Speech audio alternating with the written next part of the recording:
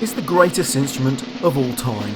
Honestly, it's not even a contest. It's the piano. This is the instrument you'll find everywhere on the planet where music breathes. Concert halls, nightclubs, churches, town halls, community centres and millions of ordinary homes where the piano is literally part of the furniture. You see pianos everywhere.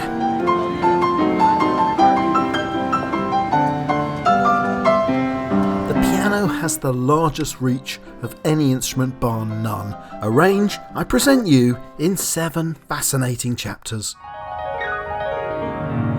The piano comes with a lot of notes, over 8 octaves, 88 separate notes, more than any other orchestral instrument for the record. But I'm also talking about range in terms of the number of notes, the amounts of notes. You play the piano with all your fingers, and that gives you 10 possible notes to use at the same time. And it doesn't stop there. You also have the legato pedal that stops the dampeners striking the strings, which means you can actually play 88 notes at the same time. Forget the single note of the flute or oboe, or the 4 achievable on the violin, or the 6 with the guitar. 88.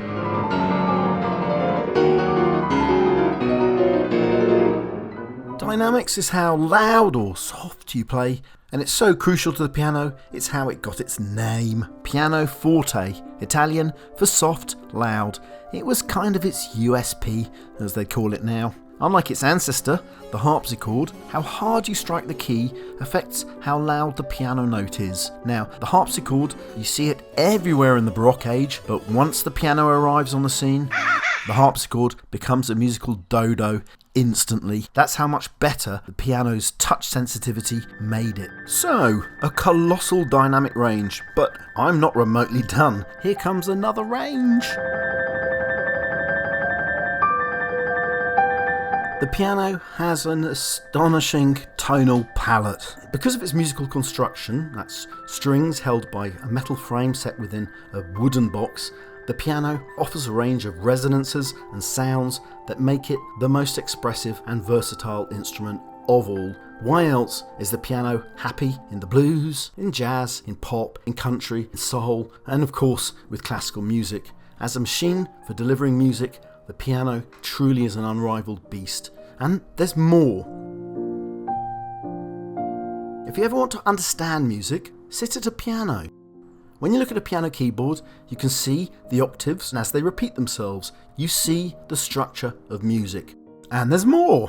When you play the white keys on a piano, you're playing the scale of C major.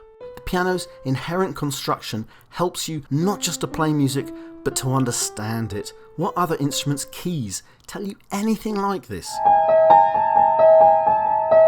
And then you have the whole left-right issue. In fact, this one's so important, I'm giving it a title of its own. When you think about it, almost every other instrument uses different hands for different reasons. They don't replicate the left-hand, right-hand structure of the piano, which falls so perfectly with the musical tradition of a bass and a melody. A piano is one of the only instruments where you can play both bass and melody, and, not finished yet, what's in between as well.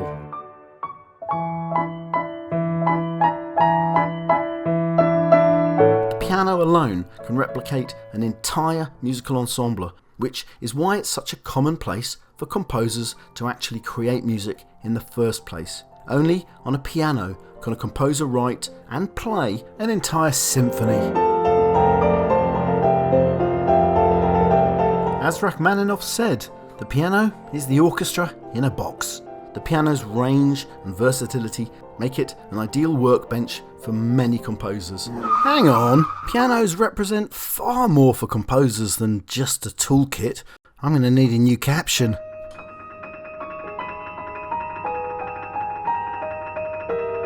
Pianos bring out the genius in composers. Just compare how many piano concertos or piano pieces your favourite composer has written compared to any other instrument. And there's even composers that wrote almost exclusively just for the piano. What other instrument can you say that about? This was the instrument on which Mozart as a child and Liszt as a man had stunned the knobs and bigwigs of their day. I think I've amply demonstrated the sweep of the piano's range, but there's one more range I want to talk about since It's the reason many of us have encountered the piano in the first place. The piano really is one of the easiest instruments to actually operate. Press a key and out comes the sound. In tune, done. No struggle with bowing a string, no special pursing of the lips are necessary. It's literally child's play, which is why it's where so many children learn music in the first place. As pianist Vladimir Horowitz said, the piano is the easiest instrument to play in the beginning and the hardest to master in the end. This is an instrument that brings out the best work of so many composers. This is an instrument that has brought people to the concert hall, where it even has its own version. And yet, it's also worked the other way too. This is the instrument that has brought music back into so many ordinary homes. The production of the piano in the 19th century really was remarkable, as it became one of the most essential and wanted bits of furniture in any respectable house. Composers like Mendelssohn and Schumann and Chopin wrote music for ordinary people to play in their own ordinary homes, which is what happened to the Gershwin family one morning in New York, 1910. Curious neighbours gathered on the street and watched as a piano was hoisted through the windows into the Gershwins' Manhattan flat.